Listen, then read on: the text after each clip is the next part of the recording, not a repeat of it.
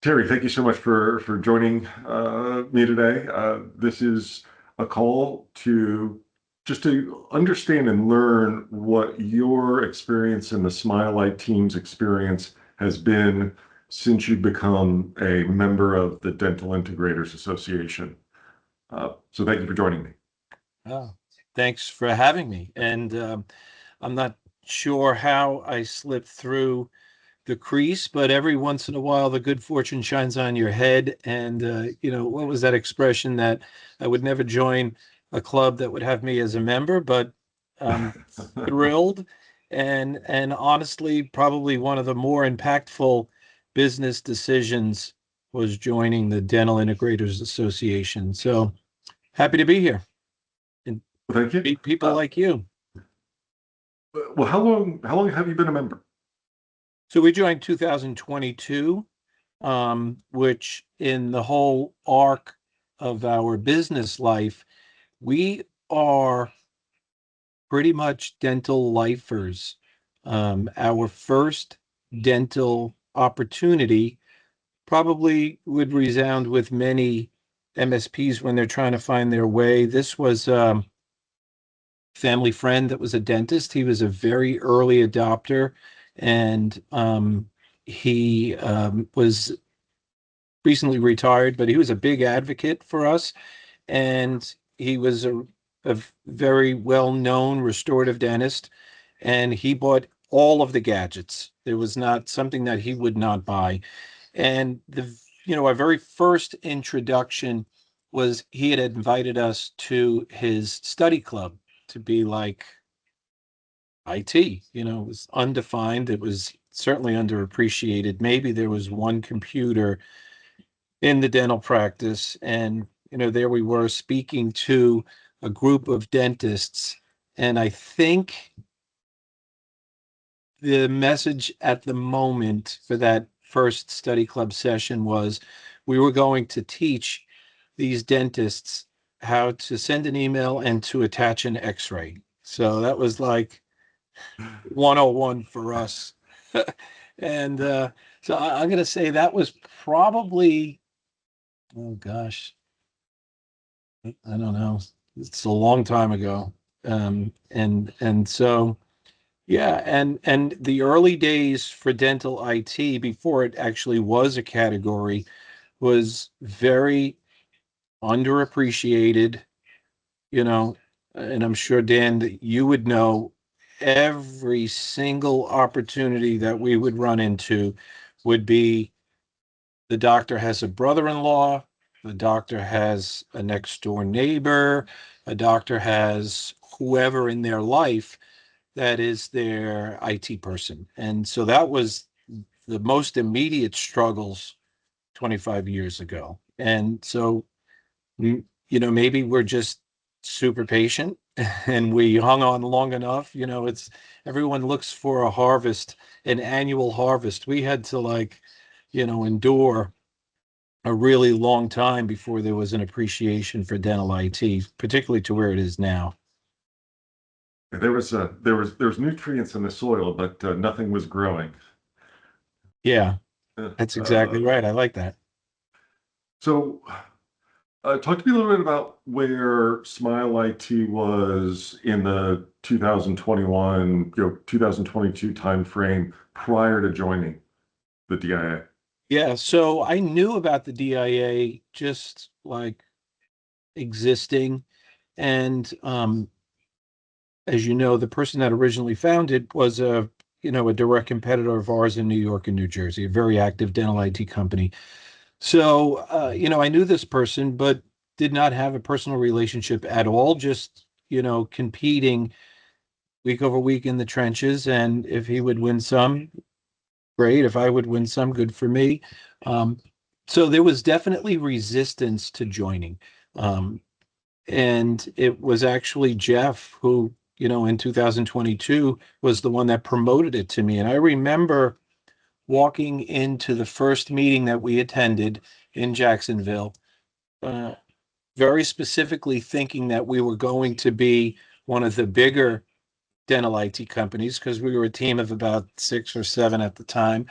and one of the more expensive, because we do get that and continue to this day because we work in New York, New Jersey metro area. There's a lot of options to the doctors for dental IT. It's not just traditional dental IT. It could be much larger companies. It could be smaller. It could be out of industry. Anyway, so the rude awakening for me is that we were definitely not big compared to the population that was there. There's some very mature dental specific IT companies, and quickly learned that know your worth, know your worth. And it was really from that initial presentation by, they're all valuable, but two of the most valued, in my opinion, and valuable DIA members is Steve McNamara from DTC and Clay Archer from DPC. Gave a presentation that I will rephrase as like, rip the Band-Aid off. That's it. Just go have a very valuable conversation with each of the dental practices. And I did that. I visited over 200 dental practices in person, every single one of them. And we looked at the agreement that we had with them. And from the framework of Steve and Clay's presentation, went and reworked our pricing model. And remember, going home from Jacksonville, Steve said, you're going to lose some of these relationships that you've had. And it's just part of the evolution. It's just part of the growth. We didn't lose many. We did lose some, but we didn't lose many. But, for us, the milestone is, as I said to you last week, I had to go back and look. We're up 104% ARR since Jacksonville. So there's, if anybody needs, those guys have an open tab with me for life. So that was the value of that very first meeting. And what was it that Jeff said to you that was, you know what, let me go ahead and give this a try? Was there something specific that he said? So, yeah, he was just like trying to, because it started, the germ of it started from his vision. Let's get these dental IT companies together. But I guess what was most remarkable to me was you could join any group, and I have been in other, growth and support groups, and the attitudes of the group can be identified pretty quickly. Are these people that are looking to share? Are these folks that are genuinely looking to support one another? Is there a snarky attitude where you have to worry about, pilfering or whatever? I did not find a sniff of that from the very first day. And we do compete, sure, as you do with people that are in your region. But there is the old adage that rising tides lift all boats, and that's exactly what I found in the DIA. People that genuinely are okay with you succeeding. They'll share the heartache. And I remember coming back again from Jacksonville, and my partner in this business, Mike Connolly, just recently retired in 2025, but we had been together starting this business in 1991. So we were in it a long time together. And I remember saying to him that, through the conversations with Jeff and going to the DIA and maybe some of the other associations, that somebody dragged us out of our cave because we were fighting inside of this cave, trying to learn. We had the IT, the technical side of dental IT down pretty well, but living in a cave and having our blinders on, we didn't really know what the top of the mountain or the journey up the mountain looked like. And so that's what it felt like to me. Somebody dragged me out of my cave in 2022. So I guess Jeff was the person that dragged the caveman out of the cave.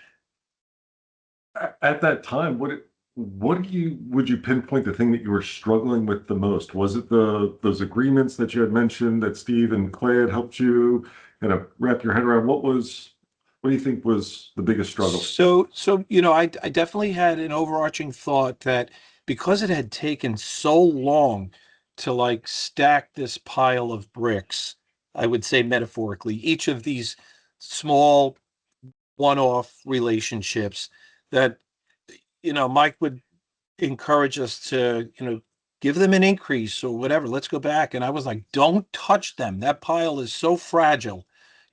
Just leave it alone. And anybody that we put on new, they'll get an updated agreement, an updated price sheet.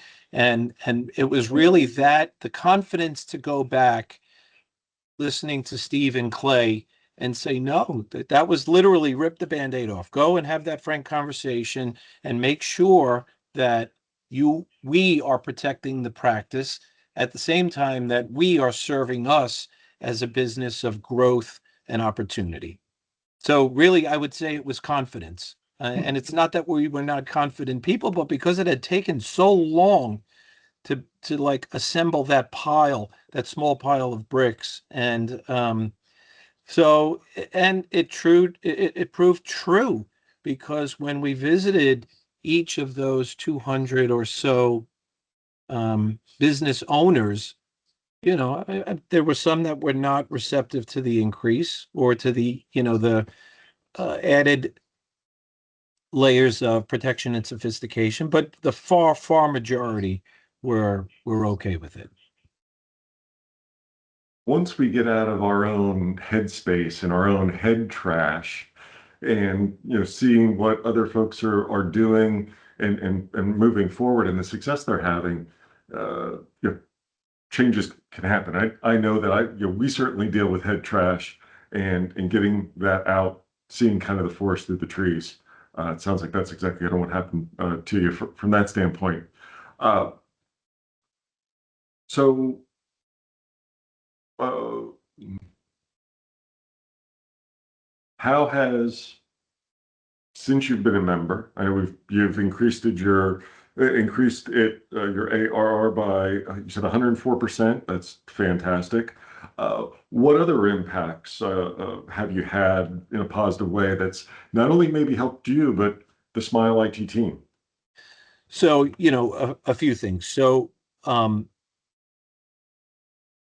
we very purposely put accelerant on some of our organic growth. So, we do some SEO and some targeted search. And uh, because I feel that, so, so I mentioned this to doctors sometimes when we're in a competitive opportunity, and I say that you can sniff out a true dental IT company pretty quickly. And it's either they don't have the bandwidth, maybe they're a one-man band, or they're just much too big and they're not responsive to the needs of a particular dental office, or they're kind of half in, and I know you know yourself that there is so much specialization. There are so many one-off installs that we do that we now, particularly since the DIA and learning the best practices that others do, we have a treasure trove of knowledge base of just whatever it is. And I think that, the core values of our business is we try to keep it personal because that's the business that the dentists are very much in. So, communication is key. And if we have a problem, I personally show up in the office, how are we doing? Let's take a look. And I tell my guys all the time that we have zero chance of fixing something if we don't properly identify what the problem is. So sometimes you actually have to put eyes on it. And so the last thing is that, again, if you are a true dental IT person and you've been in it as long as you and I have, Dan, that we've seen the evolution of the technology and the dependence on the technology, um, all the way down to Wi-Fi. I had to retrain our help desk that in the past, if an office called because they had Wi-Fi issues, it was like patient convenience Wi-Fi. And no, now they're using that impression scanner. And if that impression scanner is not working, they cannot work. Mhm. So, if we know not just the language of the tools that they use, but if we know their function and we know how to integrate it with the other tools that they use. So that's kind of like our driving beliefs. Keep it real and personal, be in the room if you have to, and know the tools that they use to make them successful. And so that's kind of what drives us every day. Do you think any of these improvements, any of these advancements that you've experienced since becoming a member have improved your work-life balance at all? Yeah, it's given me less balance. I mean, that's in the short term for sure, because with Mike retiring, we had to retool the team. But what it has done is it has given us a template of or a roadmap for where we want to be, and yes, we're very intentionally adding team members and trying to replicate the model that you put together, or Clay or Steve or whoever is 2 or 3 or 4 laps operationally mature ahead of where we are. And again, if I was in my cave, like I am just lap traffic, right? So, but going to the meeting, going to Jacksonville, or this year we'll go to Nashville, and just if it's through the presentations or peeling off on a one-on-one or the calls that you and I routinely have, that sheds light into our life and may help us cut off a lap or 2 or 3 in our operational maturity. So for me, that is worth more than the price of admission.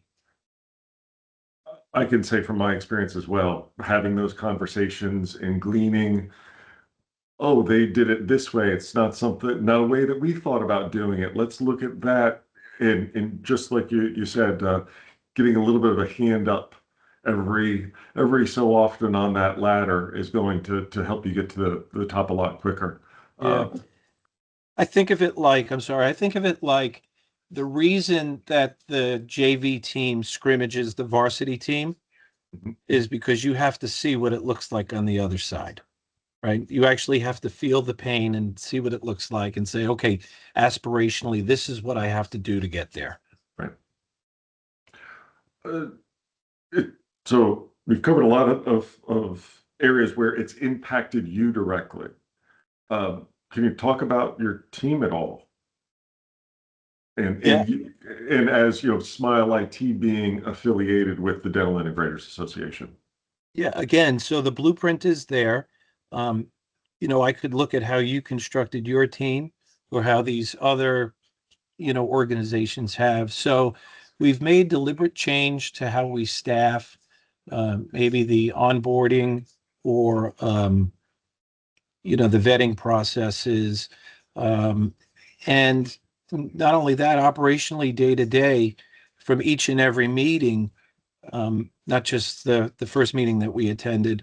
Um, operationally, how we're dealing with things, how we triage tickets, how we code tickets, how they get assigned, how they get followed up, how they get converted. Um, and again, if I was afraid to disturb the pile of bricks that we had assembled, we still deal with that every single day because even though our agreements are pretty clear, our job is to set and keep an expectation with these doctors or these practice administrators because we all get amnesia and they'll say, oh, it's an IT problem. And they may forget that, yes, we will take care of that, but it is outside of the scope of our agreement. So, it may present itself that you have to pay for that additional service. So it's always resetting